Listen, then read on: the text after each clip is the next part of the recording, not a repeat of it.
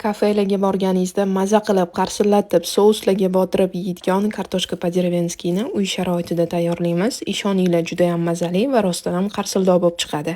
Tayyorlanishi esa juda ham oson. Birinchi navbatda kartoshkani to'rab olishimiz kerak.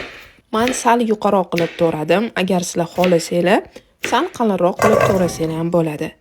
Keyin esa hammasini bitta idishga solib, ustiga suv quyamiz.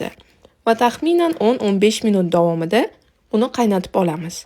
Qaynab chiqqan kartoshkani ustiga paprika, maydalangan chesnok, tuz, shuningdek yana ham chiroyli va qarsildoq bo'lishi uchun men panirovishni suxari ham soldim. Hammasini solib aralashtiramiz. Keyin esa zaytun yog'ini solamiz. Agar zaytun yog'i bo'lmasa, oddiy yog' solsangiz ham bo'ladi. Endi hammasini xuddi videoda ko'rsatilgandek qilib listga terib chiqamiz va oldindan 180 gradusda qizdirilgan duxovkada 30 minut davomida tayyorlaymiz. Bu paytda esa sous tayyorlab olamiz. Smetanaga ukrop, shuningdek maydalangan chesnok kukunini solib aralashtiramiz. Qarabsizlarki, sous ham tayyor. Endi esa duxovkadan kartoshkani olib, tabga ko'ra bezatib, dasturxonga tortamiz. Ishoninglar, rostdan ham juda ham mazali va juda ham qarsildoq chiqadi. Sousi bilan juda ham zo'r ketadi. Sizlar ham albatta tayyorlab ko'ringlar. Hammaga yoqimli ishtaha!